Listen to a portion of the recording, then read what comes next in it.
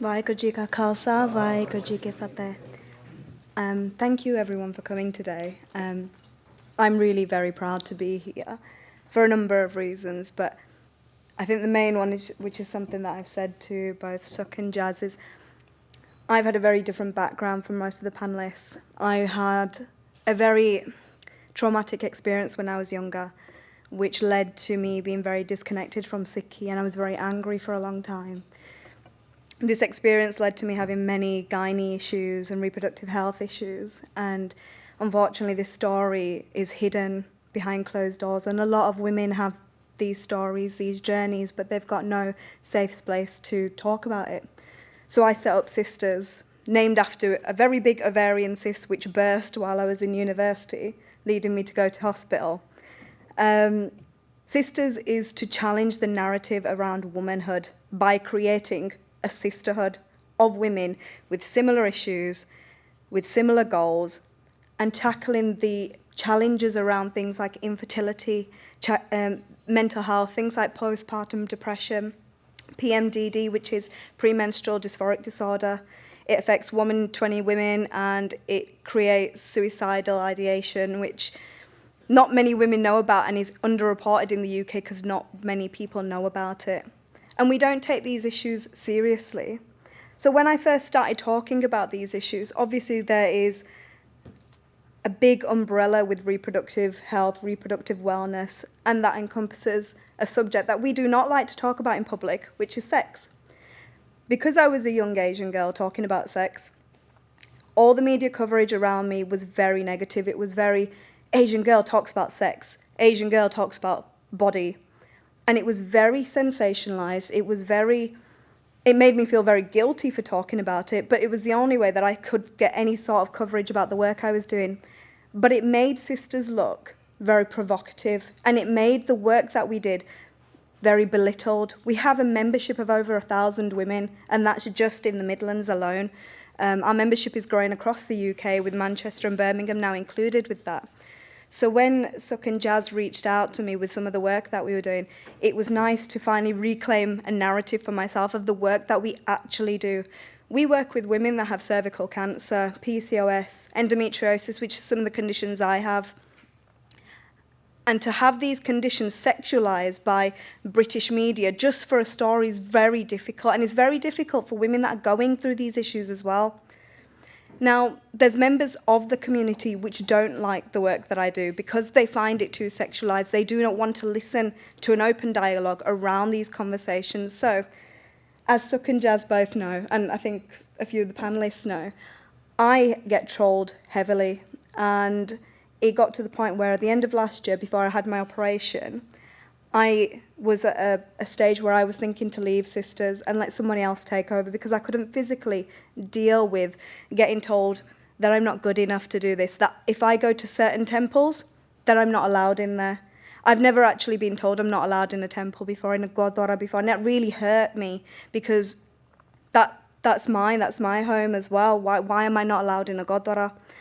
And that was really difficult for me to take, especially because we were working with the NHS on a campaign around cervical smears, but they felt that was a really sexualised topic. Cervical smears wasn't something they wanted to discuss. So through anonymous accounts, letters to my workplace, tagging Sikh PA in tweets about me, I was subjected to nearly 8 months of continuous trolling, and which unfortunately is still ongoing now.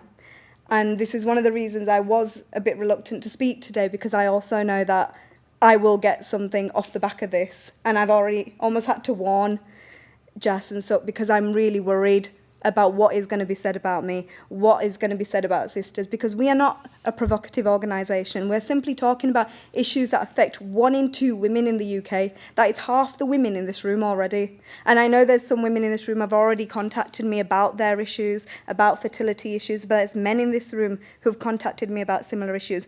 We should have safe spaces for these women. It shouldn't be a sexualised conversation because it is not a sexualised conversation. It is not about sex.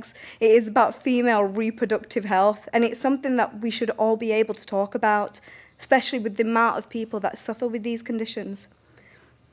And going on from what Sharanjit was saying about the roles that Jess and Suk have, I think both of them have counselled me at some point, because I think I've cried to both of you down the phone, because I have been trolled that much that I wasn't sure where to turn to. I didn't feel that the Sikh community accepted my work. If you're being told you can't go into a Gurdwara, that's very hard for you to take. And I haven't really got anyone to stand up and say, actually, what Neelam is doing is right. And then Sikh PA came along and said, actually, it is right. There is nothing wrong. There is nothing shameful in what you're doing, that you're talking about your experiences. Because on average, women with my conditions take 7.5 years to get diagnosed, and that is usually through surgeries like a laparoscopy. They're not easy surgeries to go through on your own. You'll usually have a laparoscopy and then you're out in hospital for 8 weeks, and that's when you start getting better. It's horrible. I would never want a woman to go through what I went through. I had no idea. I was told at 23 that I might need a hysterectomy. Who wants a hysterectomy at 23? It makes no sense, but because I didn't understand my body and no one's ever talked about these subjects, I wasn't sure what to do. Thankfully, I didn't choose a hysterectomy. I still live with endometriosis, but I know other things about my body. I understand it better now, and now I can tell people when they get that diagnosis, when they are being pushed with a hysterectomy, that they don't have to do that. There are alternatives. Unfortunately for the NHS, a hysterectomy is a cheaper option of getting rid of the pain than it is to treat the pain long term and look after somebody. And that is where the problem lies, because there's such a discourse between the NHS and the public, and partly because of the public purse as well. So I know with everything that Suk and Jazz has done, I have been very worried that I'm not accepted within the community, and a lot of the things that they've done, apart from counselling me through, especially this year because it's been quite difficult for me, has made me feel actually, no, I do belong in this community. I am Sikh. And that was very difficult for me, because a lot of the tweets, which I think you may have seen, actually have brought my caste into things, which is something I've not experienced before. I've been told that as a Jamad, I shouldn't be allowed in a Gurdwara anyway. I've been told, which I was speaking to Jess about, not to use my surname anymore because people will know what you are and they don't want you in their Gurdwaras. These are very difficult for me because it's not something I've ever been brought up with. I've never known any of these issues before. So to actually have Sikh PA standing behind me and saying, actually, everything you're doing is correct, it's fine, it's okay, and almost holding my hand, because I feel at the moment I'm getting a lot of hand holding, it's been a very big thing for me, and it's kept Sisters going. So not only are you helping me, you're actually helping a massive sisterhood of women who really need each other. It's not just me. They create friendships, bonds between themselves, and they can talk to each other. Because we're a digital platform, it's international. So somebody will be up at 4 o'clock in the morning, someone will be up at 6 o'clock in the morning, and that's the beauty of it. I don't need to physically be there. We do meetings similar to Trakki. We do meetings bi-monthly, which are spreading out across the UK now, and we have safe spaces for women wherever they need to be, whether it needs to be in a Gurdwara, a community centre, or a room like this. We have people together. We have jar. We have a lot of cake for some reason. There's always food. And we just want to create that sisterhood of women to challenge the narrative around womanhood. And this is what Sikh PA have helped me be able to do, because in December before my operation, I was very close to letting everything go. So I personally want to thank everything Sikh PA have done, because without them, Sisters actually wouldn't exist today. So I actually thank you a lot.